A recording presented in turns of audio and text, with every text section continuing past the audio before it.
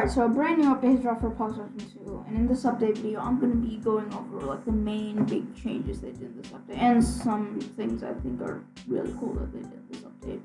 So yeah, let's get into it. The biggest thing they did in this update is obviously the new lights and power. So they added street lights, light switches inside of buildings, lights inside of buildings, and power stations and substations. So I'm going to briefly demonstrate how substations and power stations work.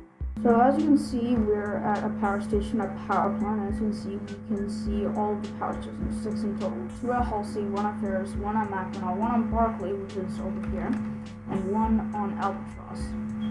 Now we can return power to any of these substations, because we're at the main power station. Now let's say you go to Ferris Central Substation. If you go to Ferris Central Substation, let's say you turn off power, like switch power off at Ferris Central Substation, you turn off power for all of Ferris Island. So for University, Fairview, for all the buildings inside of on Ferris Island will have no power since you turned off power for Ferris Central Substation. Now let's say you go to Barclay Central Substation, for example, which is over here. As you can see, if we go into here, we can switch power off and release routing. Let's switch power off. It'll take a couple seconds to switch power off. And once it switches power off, all the street lights will turn off. Yep. As you can see, all the lights turned off, and pretty much all power for Barclay Island is completely shut down pretty much. So there's no power for Salem, Mansion, Lockport. All buildings in Barclay Island have no power anymore. And let's say let's go into this building here. We try to turn on the power or turn on the light, it no longer works.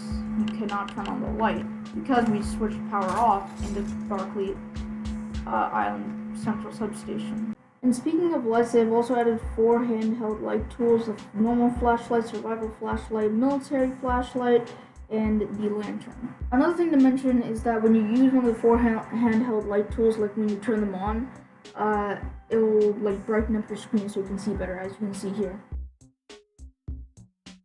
It also now takes time to aim down sights with your weapon. Previously, before this update, you would pretty much instantly aim down sights with your weapon, but now it actually takes time to aim down sights with your weapon. And depending on what weapon you have, that aim down sight time might be half a second or 1 to 2 seconds. So for example, if you have like a snub nose or something, that aim down time for that snub nose will be like a quarter of a second or like half a second. But let's say you have like a PKM. The aim down time for that PKM will be 1 to 2 seconds. They've also finally added grips into the game. They have added 3 different grips, and they've also added a laser attachment. And I'm going to briefly talk about how the grips work and how the laser attachment works. Alright, so for an example, we are going to use the short foregrip. The short foregrip has a significant decrease to recoil and a moderate increase to aim speed.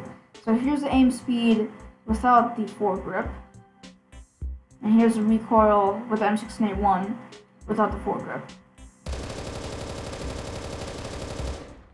Alright. Now let's put on the foregrip. Aim speed is a bit better. As you can see, let me take off the foregrip. Aim speed. Yeah, it's a bit faster.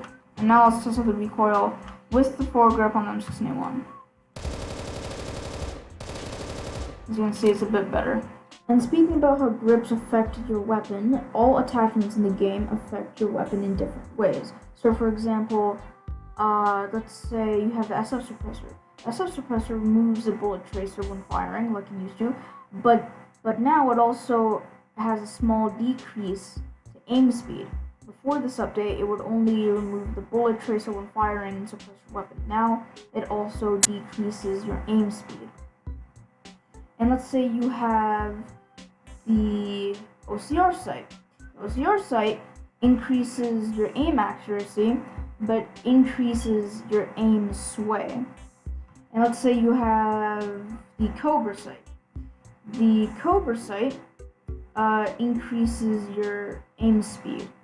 Yeah, there's different effects for each attachment. So all attachments affect your weapon in a different way. And let's also talk about the laser sight. The laser sight has a significant increase to hip fire accuracy and a moderate increase to aim speed.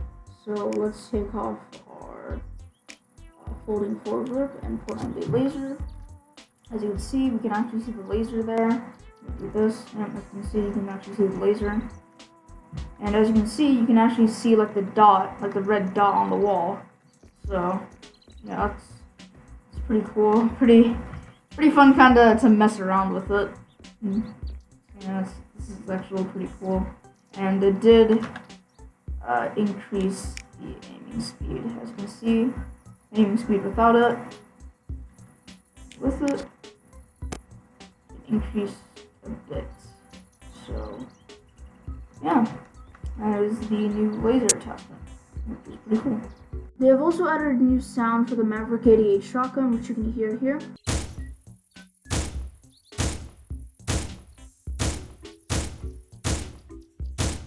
You also now don't instantly get inside like the driver's seat if you get inside the vehicle, which I really like because that did get annoying sometimes.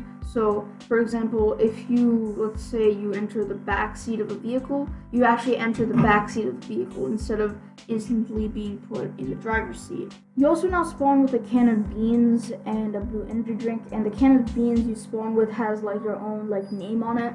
Like, I'll show a picture up on the screen, but if you hover over like, the can of beans you spawned with, I will say like your username beans. Like, for example, mine said Vishal9999's beans, so it's like your own can of beans. And beans now no longer spawn as regular loot, so you should probably hold on to that can of beans you spawned with, because now they're a pretty rare item to have or find, and you know, the can of beans you spawned with has your own like name on it, so it's pretty special. They also added new jumping animations and falling animations. They have also added new warnings for when you're dying from thirst or hunger, and when you are dying from thirst or hunger, your thirst or hunger bars will be flashing red to notify the player that he is dying from thirst or hunger. They have also added a 45 round magazine for the AK-74 and the AKS. Sadly, I've not found this new 45 round magazine yet, so I cannot show you guys a picture. They have also added 2 new parachute backpacks with color variants into the game. Now these backpacks are just for capacity, and the parachutes are not actually functional. Now, I have also not found these 2 parachute backpacks in the game yet. I haven't found them yet, so sadly I cannot show you guys any pictures of these new backpacks. They've added new high-waist jeans with color variants. They've also added some new infected outfits. They've also added new interaction sounds for various new interactable objects. The baton's damage was increased from 30 to 35, and its attack time was increased slightly. The ship's damage was increased from 30 to 35, and its attack time was slightly decreased. Alright, so that was my update video. Obviously I couldn't cover every little like change they did in this update, but I tried to cover like all like the main big changes they did in this update.